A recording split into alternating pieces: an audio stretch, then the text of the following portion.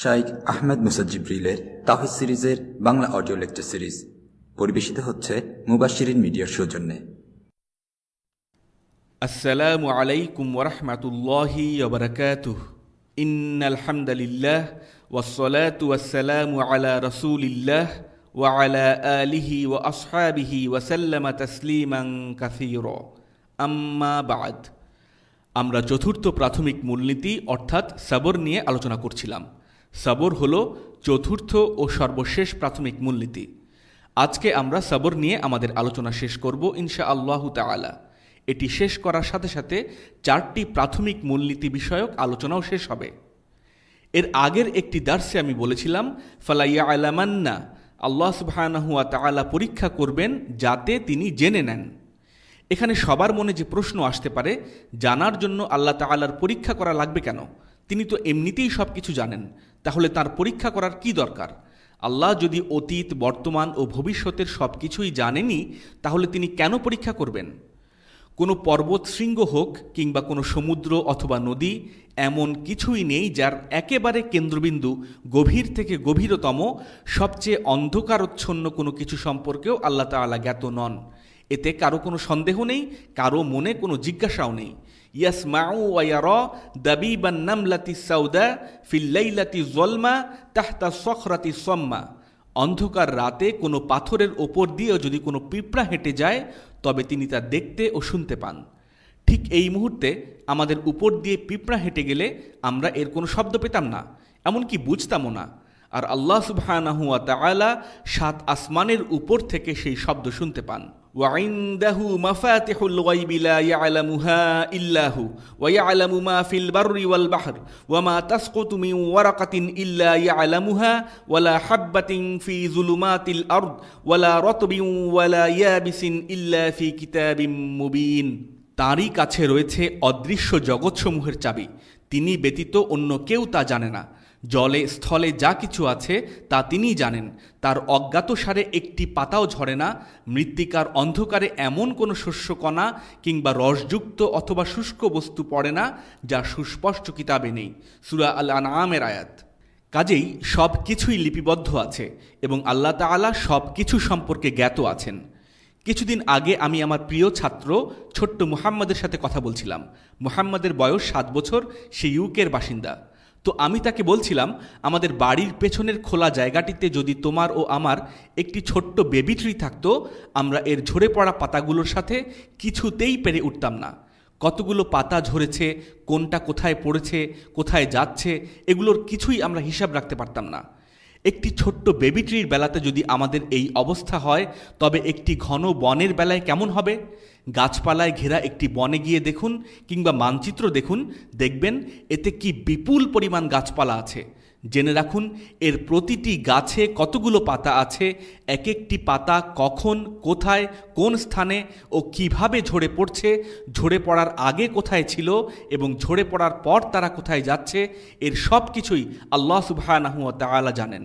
ওয়ামা তাসকুতু মিন ওয়ারাকাতিন ইল্লা ইয়ালামুহা, তাঁর অজ্ঞাতসারে একটি পাতাও ঝরে না। এমনকি মাটির অন্ধকার কিংবা সাগরের গভীর অন্ধকার তলদেশে এর চেয়েও ক্ষুদ্র শস্যকণা সম্পর্কেও তিনি অজ্ঞাত নন, এবং আমি এবং আপনি খালি চোখেও তা দেখতে পারবো না।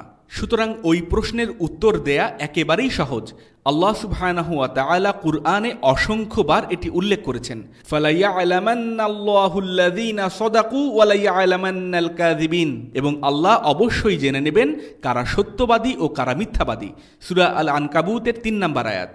ওয়া লা ইয়ালামান্নাল্লাহুল্লাযীনা আমানু ওয়া লা ইয়ালামান্নাল মুনাফিকিন, অবশ্যই আল্লাহ তাআলা জেনে নেবেন কারা মুমিন এবং কারা মুনাফিক। অর্থাৎ আল্লাহ মানুষকে সুখ ও দুঃখের দ্বারা পরীক্ষা করবেন, যাতে ভালোদের থেকে মন্দদের আলাদা করা যায়। সূরা আল আনকাবুতের 11 নম্বর আয়াত। ওয়ালানাবলুওয়ান্নাকুম হাত্তা না'লামাল মুজাহিদিনা মিনকুম ওয়াস-সাবিরিনা ওয়া নাবলুয়া আখবারাকুম, এবং আমি অবশ্যই তোমাদেরকে পরীক্ষা করব যতক্ষণ না আমি তোমাদের মধ্যে মুজাহিদ ও সবরকারীদেরকে জেনে নিই এবং আমি তোমাদের অবস্থা পরীক্ষা করি। সূরা মুহাম্মদের 31 নম্বর আয়াত। অর্থাৎ মুজাহিদিন এবং সবরকারী কারা তা জানতে আল্লাহ সুবহানাহু ওয়া তাআলা পরীক্ষা করবেন। ওয়া তিলকাল আইয়ামু নুদাউিলুহা বাইনান নাসি ওয়া লিয়া'লামাল্লাহুল্লাযীনা আমানু ওয়া ইয়াত্তাখিযা মিনকুম শুহাদা ওয়াল্লাহু লা ইউহিব্বুয যালিমিন। এবং মানুষদের মধ্যে ভালো ও খারাপ এই দিনগুলো আমি অদল বদল করে থাকি, যাতে আল্লাহ ঈমানদারদের জানতে পারেন এবং তোমাদের মধ্যে কিছু লোককে তিনি শহীদ হিসেবে গ্রহণ করতে পারেন। সূরা আল ইমরানের 140 নম্বর আয়াত। সুতরাং আল্লাহ সুবহানাহু ওয়া তাআলা জেনে নেবেন কারা মুমিন। ওয়ালিয়া'লামাল্লাযীনা নাফাকু ওয়া কিলা লাহুম তাআলাউ কাতিলু ফী সাবিলিল্লাহি আও ইদফাউ। এবং তিনি মুনাফিকদেরকেও জেনে নেবেন, তাদেরকে বলা হয়েছিল এসো আল্লাহর পথে যুদ্ধ করো কিংবা প্রতিরক্ষা করো। সূরা আল ইমরানের 167 নম্বর আয়াত। সুতরাং আল্লাহ সুবহানাহু ওয়া তাআলা মুনাফিকদেরকেও জেনে নেবেন। ওয়া আনজালনাল হাদিদা ফীহি বা'সুন শাদীদুন ওয়া মানাফি'ু লিন-নাস ওয়া লিয়া'লামাল্লাহু মান ইয়ানসুরুহু ওয়া রুসুলাহু বিল গায়ব। আর আমি নাজিল করেছি লোহা, যাতে আছে প্রচণ্ড রণশক্তি এবং মানুষের জন্য অনেক উপকার। এটা এজন্য যে আল্লাহ সুবহানাহু ওয়া তাআলা জেনে নেবেন কে না দেখেই তাকে ও তার রাসূলদেরকে সাহায্য করে। সূরা আল হাদিদের 25 নম্বর আয়াত। অর্থাৎ আল্লাহ সুবহানাহু ওয়া তাআলা আমাদের পরীক্ষা করবেন, যাতে তিনি জানতে পারেন কে তার দিনকে বিজয়ী করার জন্য কাজ করবে। সুতরাং এক কথায় সবার প্রশ্নের জবাব হলো আল্লাহ সুবহানাহু ওয়া তাআলা তাঁর জ্ঞানকে মানুষের শাস্তি কিংবা পুরস্কার পাবার শর্ত হিসেবে নির্ধারণ করতে চান না, বরং তিনি আমাদের আমলের ভিত্তিতে তা নির্ধারণ করতে চান। আল্লাহ আমাদের সব কিছু জানেন, তা সত্ত্বেও তিনি তার অপরিসীম করুণা, ন্যায় বিচার ও সীমাহীন ধৈর্যের কারণে তার ইলমের উপর ভিত্তি করে আমাদের বিচার করতে চান না, বরং আমলের ভিত্তিতে আমাদের বিচার করেন। এ কারণেই মানুষের মধ্যে কারা সঠিক ও ভুল, নেককার ও পাপী, এসব কিছু জানার পরেও আল্লাহ সুবহানাহু ওয়া তাআলা আমাদের পরীক্ষা করেন, যাতে আমাদের আমলগুলো তিনি প্রমাণস্বরূপ উপস্থিত করতে পারেন। নেককার ব্যক্তির নেক আমল প্রমাণ করবে যে সে নেককার, এবং বদকার ব্যক্তির বদ আমল প্রমাণ করবে যে সে বদকার। আসলে সময়ের সাথে সাথে আমাদের মধ্যে সাবরের পরিমাণ কমতে থাকে, তাই এ নিয়ে বেশ কিছু গল্প, আয়াত, হাদিস ও বাণীর উল্লেখ করা হয়েছে। বিপদে আমাদের জন্য কেবলই সবর এবং সাবর, যেহেতু তা ক্রমশই ফিকে হয়ে আসে। তাই এই দার্স থেকে আপনি যা শিখেছেন তার উপর আমল করবেন। এটা আপনার বিষণ্ণতাকে সাবরের মধুতে ভরপুর করে দেবে, আপনাকে আরও অনুপ্রেরণা দেবে, আপনাকে সাবরের উপর টিকে থাকার শক্তি যোগাবে। আর আপনি এও উপলব্ধি করবেন আল্লাহ সুবহানাহু ওয়া তাআলা যা করেন ভালোর জন্যই করেন। রাসূলুল্লাহ সাল্লাল্লাহু আলাইহি ওয়াসাল্লাম বলেছেন, আজাবান লি আমরিল মুমিন ইন্না আমরাহু কুল্লাহু লাহু খাইর ওয়া লাইসা যালিকা লি আহাদিন ইল্লা লিল মুমিন। মুমিনের ব্যাপারটি আশ্চর্যজনক, সব কিছুই তার জন্য কল্যাণকর, একমাত্র মুমিনের বেলাতেই এমন হয়ে থাকে।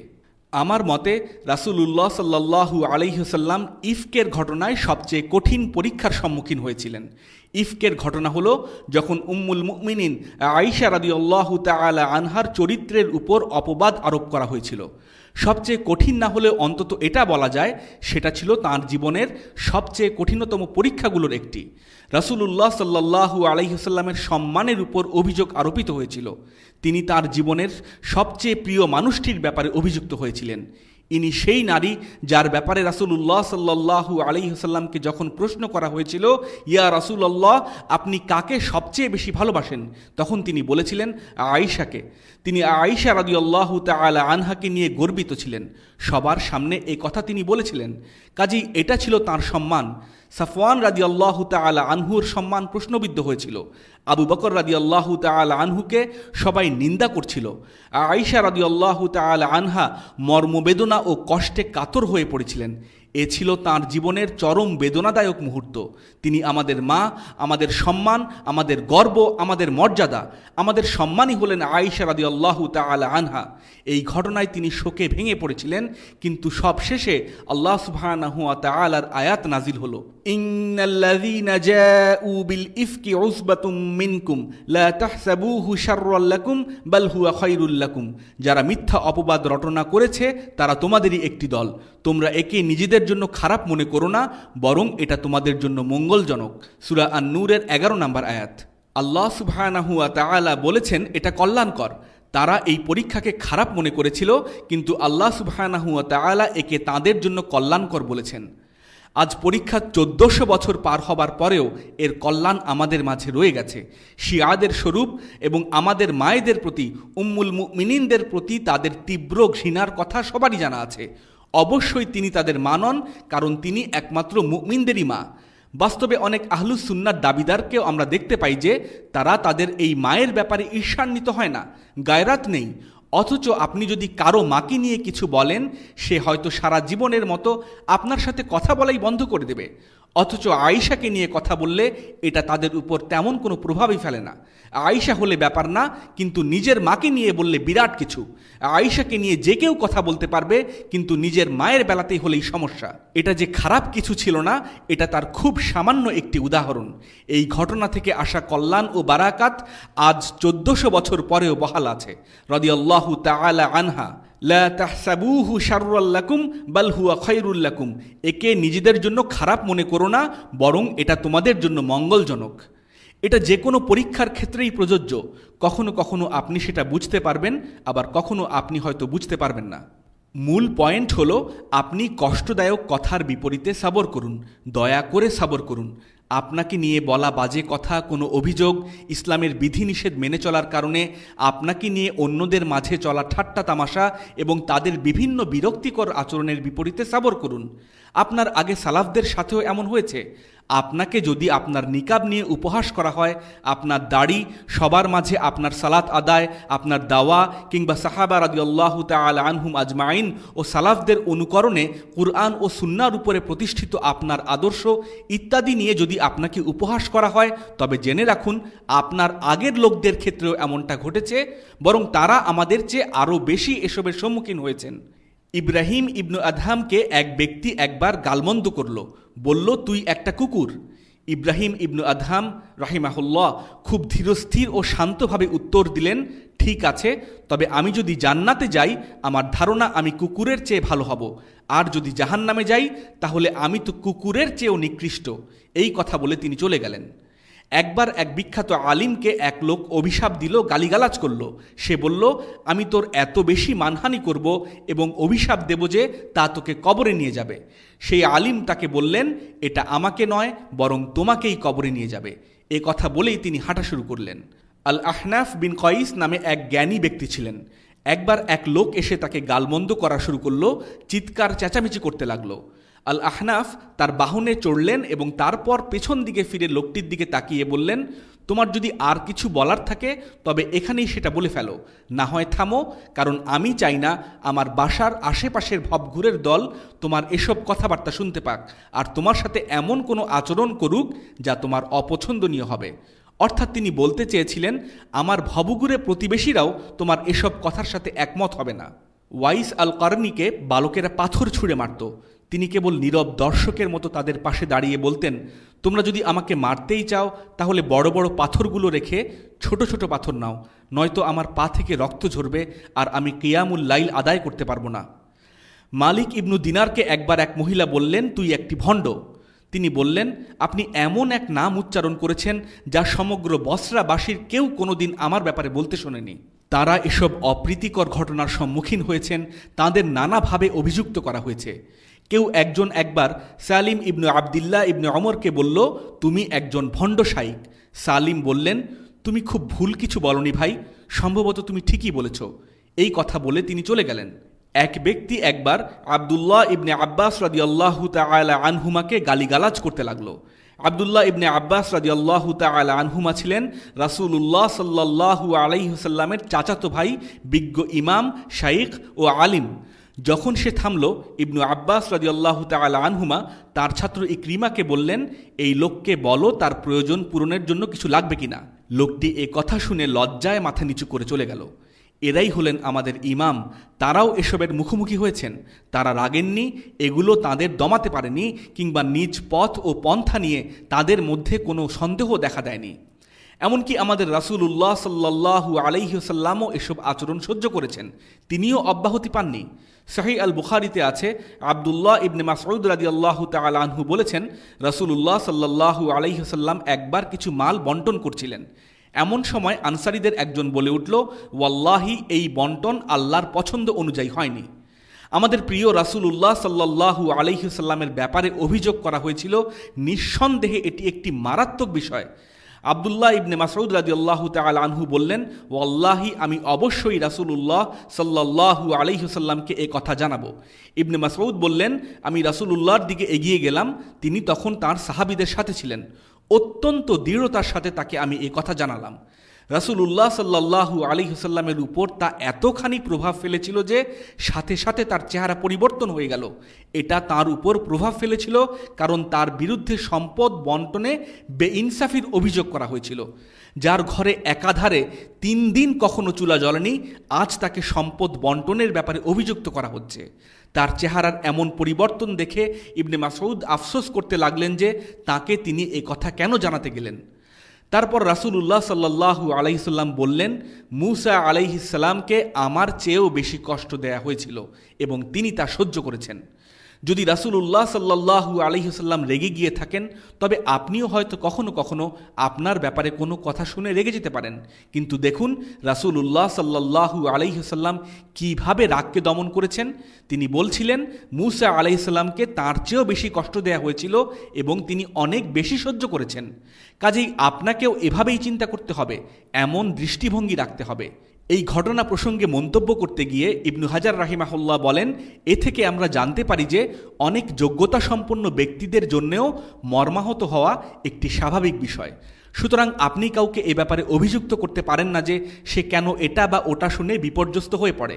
বরং বিপর্যস্ত হওয়া তো ঠিকই আছে। কাউকে অন্যায়ভাবে কিছু বলা হলে সে যদি রাগান্বিত হয় তবে সেটা জায়েজ, কিন্তু আমাদের সবার উচিত সব কাজে সব বিষয়ে রাসূলুল্লাহ সাল্লাল্লাহু আলাইহি ওয়াসাল্লামের আদর্শের অনুসরণ করা। এখানে লক্ষণীয় বিষয় হলো রাসূলুল্লাহ সাল্লাল্লাহু আলাইহি ওয়াসাল্লামের চেহারায় ক্রোধের ছাপ ফুটে উঠেছিল। চেহারার রং পরিবর্তন হয়ে গিয়েছিল, কিন্তু তিনি তা নিয়ন্ত্রণ করেছিলেন। কখনো ক্রোধকে আপনার আচরণের সীমা লঙ্ঘন করার সুযোগ দেবেন না। এখানে শিক্ষণীয় হলো সবর অবলম্বন করা। যখনই আপনাকে আপনার ব্যাপারে অন্যায়ভাবে কিছু বলা হবে, রাসূলুল্লাহ সাল্লাল্লাহু আলাইহি ওয়াসাল্লাম যেভাবে মূসা আলাইহিস সালামের কথা স্মরণ করেছিলেন, আপনিও একইভাবে রাসূলুল্লাহ সাল্লাল্লাহু আলাইহি ওয়াসাল্লামের কথা স্মরণ করবেন যে রাসূলুল্লাহ সাল্লাল্লাহু আলাইহি ওয়াসাল্লামকে তো আপনার চেয়েও অনেক বেশি কষ্ট দেয়া হয়েছিল। মা ইউকালু লাকা ইল্লা মা ক্বাদ কিলা লির-রুসুলি মিন ক্বাবলিক। আপনার সম্পর্কে তো তাই বলা হয় যা বলা হতো আপনার পূর্ববর্তী রাসূলদের সম্পর্কে। সূরা ফুসসিলাতের আয়াত। অর্থাৎ এরা আপনাকে যা বলে আপনার পূর্ববর্তী রাসূলদেরকেও তাই বলা হতো। সুতরাং রাগান্বিত হবেন না। পরবর্তী ধাপ হিসেবে একে নিজের উপর প্রয়োগ করুন। আপনাকে যা বলা হচ্ছে রাসূলুল্লাহ সাল্লাল্লাহু আলাইহি ওয়াসাল্লামকেও সেই একই কথা বলা হয়েছিল। সুতরাং শান্ত হন।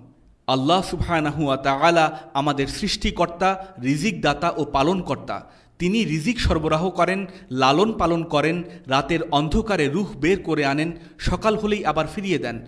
অথচ এর পরেও তারা আল্লাহ সম্পর্কে বাজে মন্তব্য করে। আবু মূসা আল-আশআরী রাদিয়াল্লাহু তাআলা আনহু থেকে বর্ণিত, রাসূলুল্লাহ সাল্লাল্লাহু আলাইহি ওয়াসাল্লাম বলেছেন, লা আহাদা আসবারু আলা আযান ইয়াসমাউহু মিনাল্লাহি আযজা ওয়া জাল ইন্নাহু ইউশরাকু বিহি ওয়া ইউজআলু লাহুল ওয়ালাদ সুম্মা হুয়া ইউআফিহিম ওয়া ইয়ারযুকুহুম। মন্দ ও বিরক্তিকর কথা শ্রবণে আল্লাহ সুবহানাহু ওয়া তাআলার চেয়ে বেশি ধৈর্যশীল আর কেউ নেই। তারা আল্লাহর জন্য সন্তান নির্ধারণ করেছে, এর মাধ্যমে আল্লাহকে গালমন্দ করে, অথচ এর পরেও আল্লাহ তাআলা তাদের সুস্বাস্থ্য ও রিজিক দান করেন। আমাদের রাসূলুল্লাহ সাল্লাল্লাহু আলাইহি ওয়াসাল্লাম আমাদের চেয়েও বেশি কষ্টভোগ করেছেন। আর মূসা আলাইহিস সালাতু ওয়াসসালাম রাসূলুল্লাহ সাল্লাল্লাহু আলাইহি ওয়াসাল্লামের চেয়েও বেশি কষ্টভোগ করেছেন। সালাফরাও অভিযুক্ত হয়েছেন, এমনকি আল্লাহ সুবহানাহু ওয়া তাআলাও মানুষের অভিযোগ থেকে মুক্ত নন। ভিটামিন যেমন দেহের রোগ প্রতিরোধ ক্ষমতা বৃদ্ধি করে, তেমনি এগুলো জানা ও তরতাজা রাখার মাধ্যমে আপনার সবরের মাত্রাও বহু গুণে বেড়ে যাবে। নিজেকে দৃঢ় প্রত্যয়ী মুসলিম হিসেবে গড়ে তুলুন, কেননা যখন শক্ত পরিস্থিতি তৈরি হয় তখন শক্ত মানুষই পারে বাধাকে অতিক্রম করতে। পরবর্তী পয়েন্ট, পরীক্ষার মুখোমুখি হলেই তাওবা করুন, আল্লাহর রহমতের প্রত্যাশী হন। সবসময় মনে রাখবেন, আপনি যখনই কারো ক্ষতি দ্বারা পরীক্ষার সম্মুখীন হবেন, আল্লাহর দিকে ফিরে যাবেন, তাওবা করবেন। আপনি যদি একজন দায়ীও হয়ে থাকেন, আপনার বিপদ, কষ্ট কিংবা আপনাকে নিয়ে করা আজেবাজে মন্তব্য যদি ইসলামী মূল্যবোধের কারণেও করে থাকে, তবুও এমন যে কোনো পরিস্থিতিতে তাওবা করুন। এমনকি আপনি হকের উপর থাকার পরেও যদি তারা আপনাকে দু একটা বিশেষ নামও দেয়, তবুও ইস্তিগফার করুন। বাড়িতে গিয়ে আপনার ঘরের দরজা বন্ধ করে দিন, ইস্তিগফার করতে থাকুন। ইমাম ইবনু তাইমিয়া রাহিমাহুল্লাহর ফতোয়ার সবখানেই কিছু না কিছু বাণী থাকতো, যেগুলোর সারমর্ম হলো আপনি যখন অন্যদের দ্বারা কষ্ট পাবেন কিংবা অভিযুক্ত হবেন, তখন ইস্তিগফারের মাধ্যমে আল্লাহর দিকে ধাবিত হন।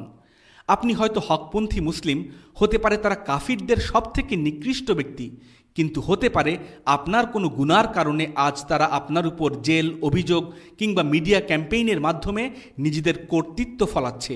নিঃসন্দেহে আল্লাহ ক্ষমাশীল। পাশাপাশি আপনার সাথে যাই হোক না কেন, যদি আপনাকে তাদের কোনো বিষবাক্যও শুনতে হয় কিংবা তারা আপনার ক্ষতি করে, তবুও অন্তরে সবসময় দয়া অনুভব করুন। তাদের প্রতি অন্তরে দয়ার অনুভূতি বজায় রাখুন। যদিও আপনার সাথে প্রতারণা করা হয়, আপনার দুর্বলতার সুযোগে আপনাকে অভিযুক্ত করা হয়, কিংবা এমন কেউ যারা আপনার কাছ থেকে নানাভাবে উপকৃত হয়েছে, আজ তারা আপনার বিরুদ্ধে হঠাৎ দাঁড়িয়ে যায়। বাস্তবে অনেকের সাথেই এমন ঘটে। এইরকম প্রচুর ঘটনা আছে। আপনি হয়তো তাদের কোনো একটি কাজ করে দিয়েছেন, সাহায্য করেছেন, আর আচমকা তারা আপনার উপরই আঙুল তুলেছে। আপনার জীবন আসলে শুধু আপনার মাঝেই সীমাবদ্ধ নয়। যেমন আমার পরিচয় কেবল আহমদ না, আপনি দুনিয়াতে একটি গুরু দায়িত্ব নিয়ে এসেছি। সুতরাং দাওয়ার পথে আপনাকে যদি কোনোভাবে কষ্ট, প্রতারণা কিংবা ক্ষতির সম্মুখীন হতে হয়, তবুও নির্দয় হবেন না, বরং হৃদয় নরম করুন। রাসূলুল্লাহ সাল্লাল্লাহু আলাইহি ওয়াসাল্লাম তার প্রিয় চাচার হত্যাকারীদের শাহাদা কবুল করেছিলেন। তিনি তার সাহাবাদের হত্যাকারী ও জালিমদের উদ্দেশ্যেও কাবার দরজা উন্মুক্ত করে দিয়েছিলেন। লা তাসরিবা আলাইকুমুল ইয়াউম ইয়াগফিরুল্লাহু লাকুম ওয়া হুয়া আরহামুর রাহিমিন ইযহাবু ফাআনতুমুত তুলাকা। তোমাদের কারো উপর কোনো অভিযোগ নেই, যাও তোমরা মুক্ত, তোমরা যেখানে খুশি যেতে পারো। ফাবিমা রহমাতিম মিনাল্লাহি লিনতা লাহুম, এবং এটা আল্লাহর অনুগ্রহ যে আপনি তাদের প্রতি কোমল হৃদয় হয়েছেন। সূরা আলী ইমরানের আয়াত। সুনান আবু দাউদ, আত-তিরমিজি এবং মুসনাদে ইমাম আহমদে বর্ণিত, রাসূলুল্লাহ সাল্লাল্লাহু আলাইহি ওয়াসাল্লাম বলেছেন, আর রাহিমুনা ইয়ারহামুহুমুর রহমানু তাবারাকা ওয়া তাআলা ইরহামু মান ফিল আরদ ইয়ারহামকুম মান ফিস সামা। দয়ালুদের প্রতি আল্লাহ সুবহানাহু ওয়া তাআলাও দয়া করেন। যারা জমিনে আছে তাদের প্রতি তোমরা দয়া করো, তাহলে যিনি আসমানে আছেন তিনিও তোমাদের প্রতি দয়া করবেন। আমাদের রাসূলুল্লাহ সাল্লাল্লাহু আলাইহি ওয়াসাল্লাম আমাদেরকে এই শিক্ষাই দিয়েছেন। বুখারী ও মুসলিমের অপর এক হাদিসে এসেছে, ইন্নাহু মান লা ইয়ারহাম লা ইউরহাম, নিশ্চয়ই যে দয়া করে না, আল্লাহ তার প্রতি দয়া করেন না। এই ব্যাপারে ইউসুফ আলাইহিস সালামের ঘটনাটি উল্লেখ করা যেতে পারে। ইউসুফ আলাইহিসসালামের এই ঘটনাটি অত্যন্ত সুন্দর, আর এই ব্যাপারে চমৎকার কিছু তথ্য আমি আমার শাইখদের কাছ থেকে পেয়েছি। ইউসুফ আলাইহিসসালাম যখন কারাগার থেকে মুক্তি পেলেন, তিনি ছিলেন শক্ত সামর্থ্যবান। তিনি পুনরায় তাঁর ভাইদের সাথে মিলিত হলেন। তিনি চাইলেই তাদের কাছ থেকে প্রতিশোধ গ্রহণ করতে পারতেন, কিন্তু ইউসুফ আলাইহিসসালাম বলেছিলেন, ইয়া আবাতি হাযা তাউইলু রুইয়ায়া মিন ক্বাবলু ক্বাদ জাআলাহা রাব্বি হাক্কা ওয়া ক্বাদ আহসানা বি ইয আখরাজানি মিনাস সিজন। হে আমার পিতা, এটাই আমার পূর্বেকার স্বপ্নের ব্যাখ্যা। আমার পালনকর্তা একে সত্যে পরিণত করেছেন। নিশ্চয়ই তিনি আমার প্রতি অনুগ্রহ করেছেন আমাকে কারাগার থেকে মুক্ত করে। সূরা ইউসুফের আয়াত। তার তো এতদিন পরে এটাই বলা উচিত ছিল যে আল্লাহ আমাকে কুয়া থেকে মুক্ত করে আমার প্রতি অনুগ্রহ করেছেন, কিন্তু তিনি কুয়ার কথা না বলে কারাগারের কথা কেন বললেন? কারণ তিনি তার সহোদর ভাইদের একথা মনে করিয়ে দিয়ে তাদের মনে কষ্ট দিতে চাননি। অথচ তারা তার সাথে যা কিছু করা যায় তার সবই করেছিল। এখন তার কাছে বেশ শক্ত প্রমাণ আছে, কিন্তু তিনি কুয়ার ব্যাপারটি সম্পূর্ণভাবে এড়িয়ে গেলেন, যাতে তার ভাইরা নিজেদের অতীত কৃতকর্মের কথা মনে করে কষ্ট না পান। তিনি এখন স্বাধীন ও কর্তৃত্বের অধিকারী, কিন্তু তিনি মহানুভব, তার বাবা মহানুভব, তার দাদা মহানুভব, তার দাদার বাবাও মহানুভব। যেমনভাবে সহিহ আল বুখারীর একটি হাদিসে এসেছে, রাসূলুল্লাহ সাল্লাল্লাহু আলাইহি ওয়াসাল্লাম বলেছেন, আল করিম ইবনুল করিম ইবনুল করিম ইবনুল করিম। মহান ব্যক্তির হাতে যখন ক্ষমতা থাকে, সে সবাইকে ক্ষমা করে দেয়। ক্ষমতা থাকার পরেও যে ক্ষমা করে দেয়, সেই প্রকৃত দয়ালু। অনেকেই আপনার বিরুদ্ধে কথা বলতে পারে, আপনার আড়ালে আপনাকে নিয়ে বাজে মন্তব্য করতে পারে, আর এটা প্রায়ই হয়ে থাকে। আপনি কারো উপকার করলেন আর আচমকা তারা আপনাকে নিয়ে গীবত করতে শুরু করলো। তারা ইন্টারনেটে গিয়ে আপনার ব্যাপারে মর্যাদাহানিকর কোনো মন্তব্য করলো। কাফিররা শুরু থেকেই আপনার পেছনে লেগেছিল, আর এখন উম্মার একটি দলও আপনার বিরোধী হয়ে গেছে। আপনার হয়তো এখন অনেক জোরালো প্রমাণ আছে, আপনি এর বদলা নিতে পারেন, চাইলে তাদের মুখোশও খুলে দিতে পারেন, কিন্তু আপনার সবর আপনাকে এ থেকে বিরত রাখবে। দয়াশীল হন, এটাই দায়ীদের পন্থা। আচ্ছা, কোন জিনিস ইউসুফ আলাইহিসসালামকে এতখানি সবর করতে শেখালো যে তিনি তার ভাইদের অনুভূতিতেও আঘাত করতে চাইলেন না? তার ভাইদের এমন আচরণ এবং তাদের কারণে তাকে ও তার বাবাকে যে সীমাহীন কষ্ট, দুর্ভোগ ও বিপদের মাঝে দিয়ে যেতে হয়েছে, এর বিপরীতে তিনি তাদের প্রতি কোনো ধরনের তিক্ততাও প্রকাশ করলেন না। এর মূল কারণ হলো তার অন্তর সবসময় আল্লাহর দিকে ঝুঁকে থাকত। মনে রাখবেন, এই জীবন, এই দাওয়া আপনার নিজের ব্যাপার নয়। এ সব কিছুর উদ্দেশ্য হলো ইসলাম, আল্লাহ সুবহানাহু ওয়া তাআলা ও রাসূলুল্লাহ সাল্লাল্লাহু আলাইহি ওয়াসাল্লাম। ইউসুফ আলাইহিসসালাম আল্লাহকে এত বেশি পরিমাণে স্মরণ করতেন যে শেষ পর্যন্ত তিনি যখন পুনরায় তাদের সাথে মিলিত হলেন এবং কর্তৃত্বের অধিকারী হলেন, শুরু থেকে শেষ অবধি তিনি কেবল আল্লাহর কথাই বলেছেন। তিনি বললেন, ওয়াকাদ আহসানাবি, তিনি আমার প্রতি অনুগ্রহ করেছেন, অর্থাৎ তাকে কারাগার থেকে মুক্ত করে আল্লাহ সুবহানাহু ওয়া তাআলা তাঁর প্রতি অনুগ্রহ করেছেন। সব শেষে তিনি বললেন, ইন্না রব্বি লাতীফুল লিমা ইয়াশা ইন্নাহু হুয়াল আলিমুল হাকিম, আমার পালনকর্তা যা চান কৌশল ও নিপুণতার সাথে সম্পন্ন করেন, নিশ্চয়ই তিনি বিজ্ঞ প্রজ্ঞাময়। সূরা ইউসুফের 100 নম্বর আয়াত। ইউসুফ আলাইহিসসালাম আল্লাহর স্মরণের মাধ্যমে তার বক্তব্য শুরু করলেন এবং আল্লাহর স্মরণ করার মাধ্যমেই তা শেষ করলেন। এই কারণেই তার ভাইদের প্রতি তার কোনো ধরনের খারাপ কিংবা তিক্ত অনুভূতির সৃষ্টি হয়নি। তেমনি দায়ী হতে হলে আমাদের ইব্রাহিম আলাইহিসসালামের মতো হতে হবে। তিনি নিজেকে আগুনে সঁপে দিয়েছিলেন, তিনি মেহমানদের আপ্যায়ন করতে গিয়ে নিজে খাবারের কষ্ট করেছেন, তিনি তার সন্তানকে আল্লাহর জন্য উৎসর্গ করেছিলেন। আপনি শুধু দিতে থাকবেন, আপনি দিয়েই যাবেন, কোনো বিনিময় কিংবা প্রতিদানের আশা করবেন না। নিজেকে আদর্শে পরিণত করুন, কোনো বিনিময় নেবেন না। আর যদি বিনিময় প্রত্যাশী হয়ে থাকেন তবে কেবল ক্ষতির আশাই করুন। আপনি কেবল দান করুন, ত্যাগ করুন, যখন পরীক্ষা আসবে সবর করুন। এর চূড়ান্ত বিনিময় হিসেবে আল্লাহ তাআলার কাছ থেকেই প্রতিদান পাবেন। আর সেটা কি? ওয়াবাশশিরিস সাবিরিন, কিন্তু সুসংবাদ দাও সবরকারীদের। সবরকারীদের জন্য রয়েছে প্রশংসা। আল্লাযীনা ইযা আসাবাতহুম মুসীবাতুন ক্বালু ইন্না লিল্লাহি ওয়া ইন্না ইলাইহি রাজিউন উলাইকা আলাইহিম সালাওয়াতুম মির রাব্বিহিম ওয়া রাহমা ওয়া উলাইকা হুমুল মুহতাদুন। যখন তাদের উপর বিপদ আপতিত হয় তারা বলে, নিশ্চয়ই আমরা আল্লাহর জন্য এবং নিশ্চিতভাবে আমরা তাঁরই দিকে ফিরে যাব। এরাই হচ্ছে সেসব লোক যাদেরকে আল্লাহর পক্ষ থেকে সালাওয়াত অর্থাৎ ক্ষমা ও করুণা প্রদান করা হয়েছে, আর এরাই হলো সুপথগামী। সূরা আল বাকারার 156 ও 157 নম্বর আয়াত। আপনি যদি সবর করেন তবে আপনি আল্লাহর সালাওয়াত পাবেন, আপনার উপর আল্লাহর করুণা বর্ষিত হবে, আল্লাহ আপনার মর্যাদা উন্নীত করবেন। এত সব অনুগ্রহের কারণটা কি? কারণটা কেবলই সবর। আল্লাহ আপনাকে হিদায়াত প্রাপ্তদের অন্তর্ভুক্ত করবেন, সুতরাং সবর অবলম্বন করুন। শেষ কথা হলো, অধিকাংশ পরীক্ষা আপনি এড়াতে পারবেন না। কখনো কখনো সবর অবলম্বন করা ছাড়া আর কিছুই করার থাকবে না। মৃত্যুর কথাই ধরুন, মুসলিম, নেককার, বদকার, কাফির, নাস্তিক, ইহুদি কিংবা খ্রিস্টান কেউই মৃত্যু থেকে রেহাই পাবে না। প্রত্যেককেই মৃত্যুর স্বাদ গ্রহণ করতে হবে। সম্পদের ক্ষতি, প্রত্যেককে এর মাধ্যমে পরীক্ষা করা হয়। বিয়ে সংক্রান্ত নানা সমস্যা, সবাইকে কম বেশি এগুলোর মাঝ দিয়ে যেতে হয়। এগুলোর আলাদা কোনো বিশেষত্ব নেই, কিন্তু দাওয়ার পথে সবরের বিশেষ মর্যাদা আছে। দিনের উপর অটল থাকা এবং এর উপর সবর করা অবশ্যই বিশেষ মর্যাদার দাবি রাখে। কেন? কারণ অন্যান্য পরীক্ষাগুলো আপনি চাইলেও এড়াতে পারবেন না, কিন্তু দাওয়ার ক্ষেত্রে আপনি চাইলেই একে এড়িয়ে চলতে পারেন। দিন ইসলামের বেলায় আপনার এই সুযোগ ও সামর্থ্য আছে যে আপনি এর পরীক্ষাগুলো এড়িয়ে চলবেন কিংবা এর মুখোমুখি হবেন না। এমনকি পরীক্ষা আসার আগেই আপনি তা পরিত্যাগও করতে পারেন। এর ওজর হিসেবে আপনি বলতে পারেন আপনি বাধ্য হয়েছেন। সালাতের সময় কাজে ব্যাঘাত ঘটে, তাই আমাকে বাধ্য হয়ে সালাত বাদ দিয়ে কাজ করতে হয়। আর ঈশার পর বাসায় আসলে পুরো 5 ওয়াক্ত সালাত একসাথে আদায় করে নেই। দাওয়ার কারণে আমাকে নজরদারিতে পড়তে হবে কিংবা অনেক যন্ত্রণা পোহাতে হবে, তাই আমি এসব ছেড়ে দিয়ে আমার স্ত্রী সন্তানদের নিয়ে থাকতে চাই। ঠিক এসব কারণেই সবর হচ্ছে সর্বোত্তম, কারণ এটা হচ্ছে আল্লাহর রাস্তায় সবর।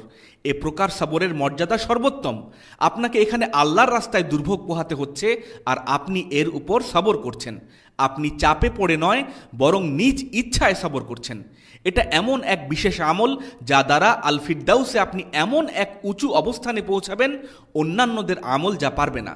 এ ধরনের পরীক্ষার মাধ্যমে আল্লাহ আপনার মর্যাদা বৃদ্ধি করতে চান, আপনাকে তার আরও কাছাকাছি নিতে চান, আল আরশের একেবারে কাছাকাছি নিয়ে যেতে চান। যদি কখনো এমন কোনো পরিস্থিতির সম্মুখীন হন যে মনে হচ্ছে আপনি আর পারছেন না, তখন জান্নাতে প্রবেশের প্রথম মুহূর্তটির কথা স্মরণ করুন। সবসময় সেই মুহূর্তটির কথা স্মরণ করবেন, আপনার মনে গেঁথে রাখবেন। কল্পনা করুন, দুনিয়াতে সবচেয়ে কষ্টে কাটানো ব্যক্তিকে ইয়াউমাল কিয়ামার দিনে আল্লাহ সুবহানাহু ওয়া তাআলা কয়েক মুহূর্তের জন্য, মাত্র কয়েক মিলিসেকেন্ডের চেয়েও কম মুহূর্তের জন্য জান্নাতে প্রবেশ করাবেন। তারপর আল্লাহ সুবহানাহু ওয়া তাআলা তাকে জিজ্ঞাসা করবেন, তুমি কি এর আগে কিছু দেখেছিলে? তাকে জিজ্ঞাসা করা হবে, দুনিয়াতে কি তুমি কোনো কষ্টে ছিলে?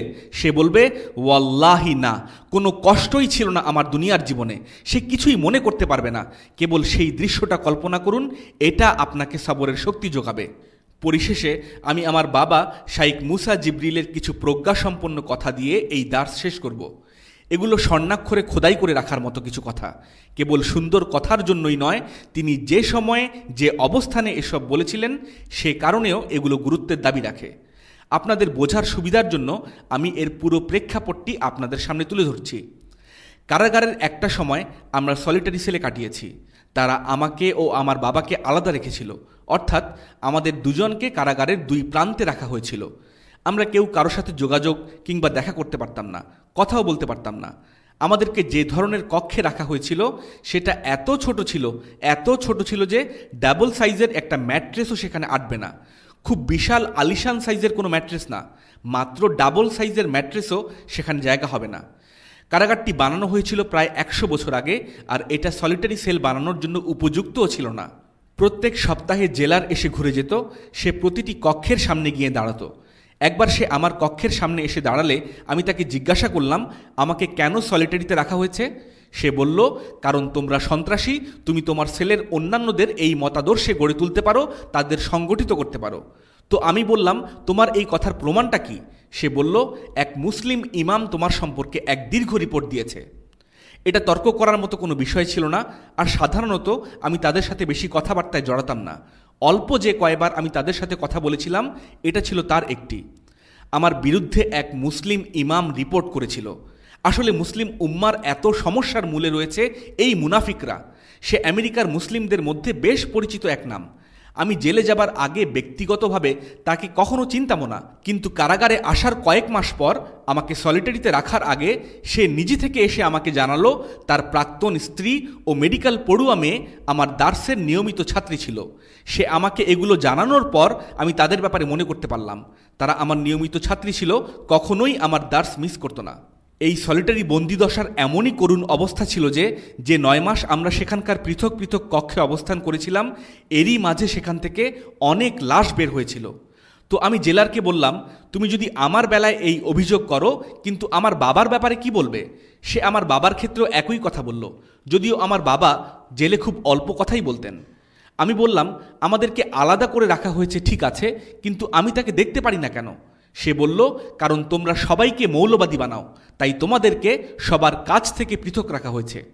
তো আমি তাকে বললাম, ঠিক আছে, আমার ও আমার বাবার বিরুদ্ধে এই অভিযোগ করা হয়ে থাকলে আমরা দুজনই এই রোগে আক্রান্ত, আর তোমার কথা মতো তুমি আমাকে ও আমার বাবাকে একই কক্ষে রাখলেও এটা অন্যদের মাঝে সংক্রমিত হবে না। এই মূর্খ কিছুক্ষণ চিন্তা করে চলে গেল। সে চলে যাবার সময় একটি আদেশনামা দিয়ে দিল যে আমাকে ও আমার বাবাকে একই কক্ষে রাখা যেতে পারে। বাবার সাথে কাটানো সেই দিনগুলোই ছিল আমার কারাজীবনের সবচেয়ে আনন্দঘন মুহূর্ত। মোট 9 মাসের প্রায় 3-4 মাস আমরা পৃথক সলিটারি সেলে কাটিয়েছি। আমরা একসাথে থাকার আগে ও পরে যাই ঘটতো না কেন, আমার বাবার মুখে সব সময় হাসি লেগে থাকতো। আজ অবধি তাই আছে। আমি আমার বাবাকে ধৈর্যশীল ও পরিতৃপ্ত পেয়েছি এবং কখনোই তার মাঝে কোনো রকমের অসন্তোষ লক্ষ্য করিনি।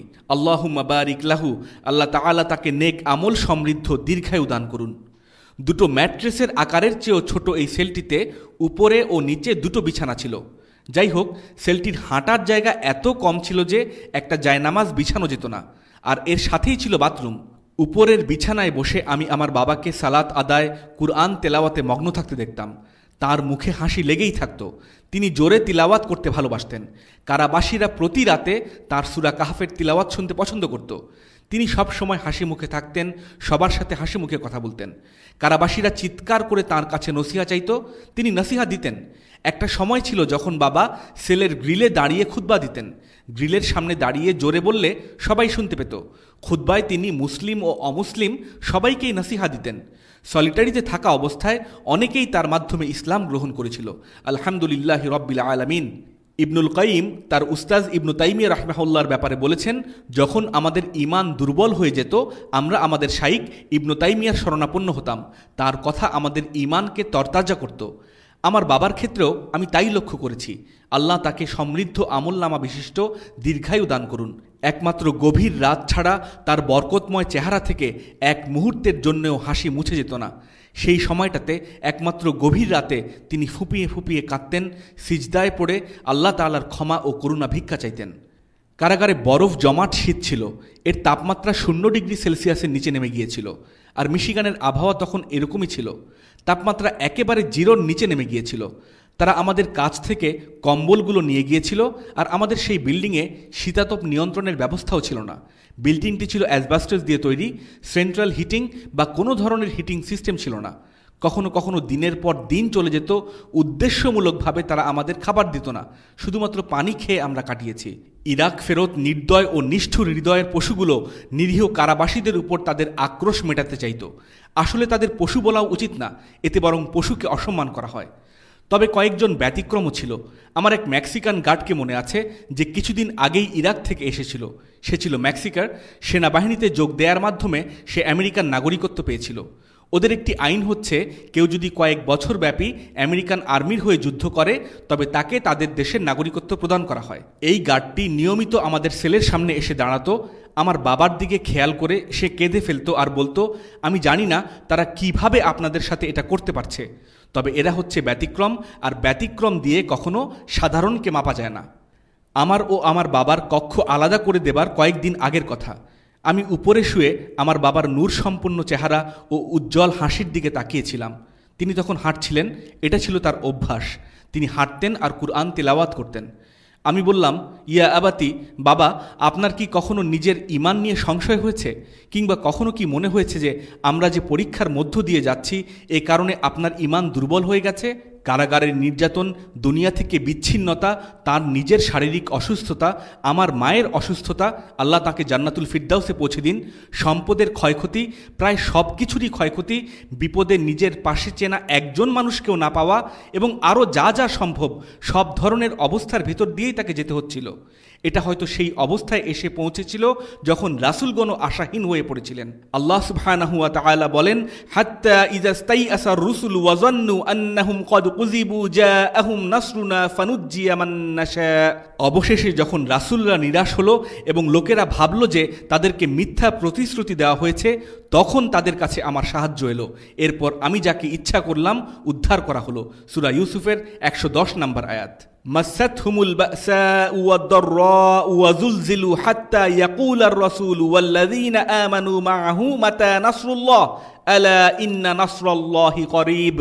তাদের উপর ভীষণ বিপদ ও কষ্ট এসেছিল, আর এতে তারা এমনভাবে প্রকম্পিত হয়েছিল যে রাসূল ও তার সাথী ঈমানদার লোকেরা বলে উঠেছিল, আল্লাহর সাহায্য কখন আসবে? হ্যাঁ, নিশ্চয়ই আল্লাহর সাহায্য নিকটেই। সূরা আল বাকারার 214 নম্বর আয়াত।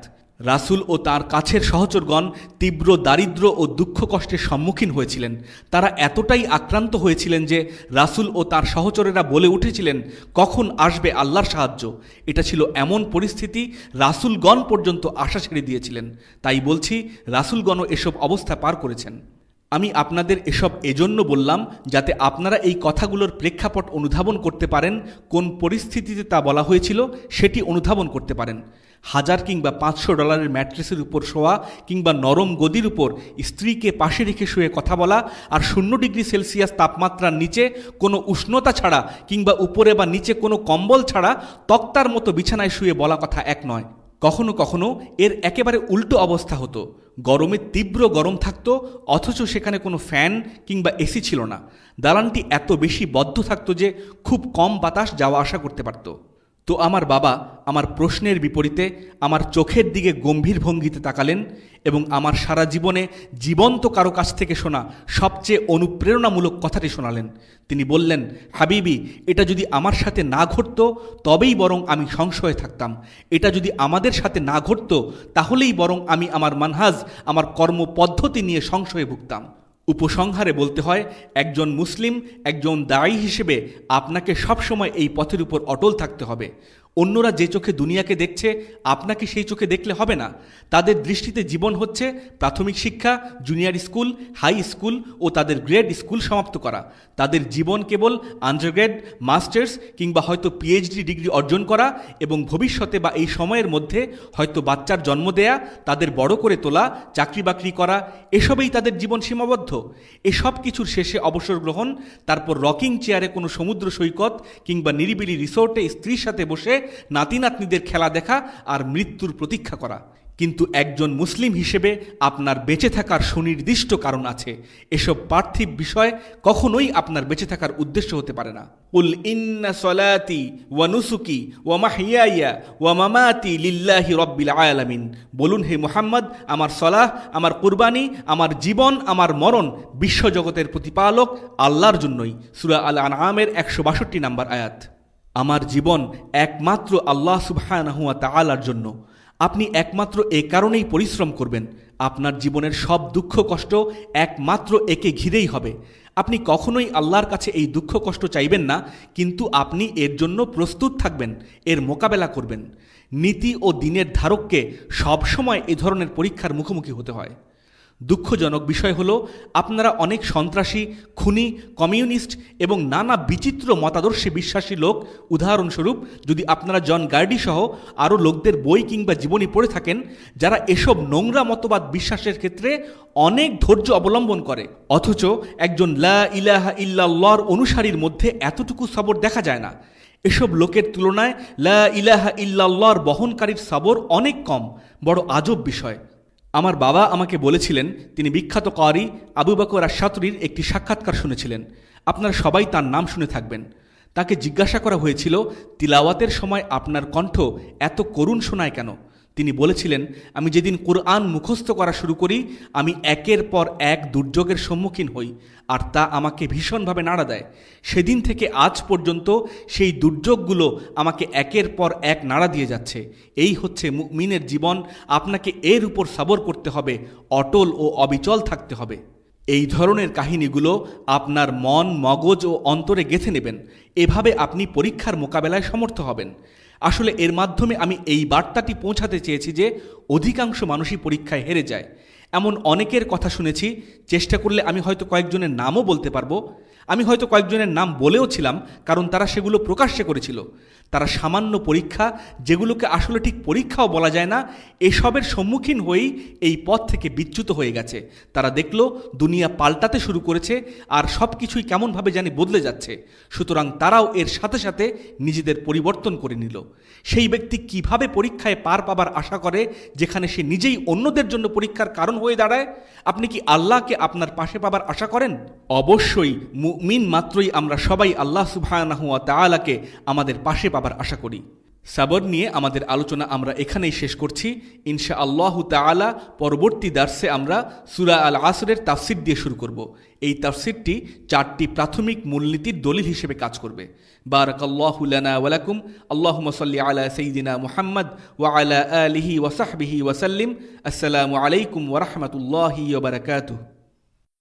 এই বাংলা অডিও সিরিজটির বাকি পর্বগুলো শুনতে ভিজিট করুন মুবাশশিরিন মিডিয়ার ফেসবুক পেজ www.facebook.com/mubashirin।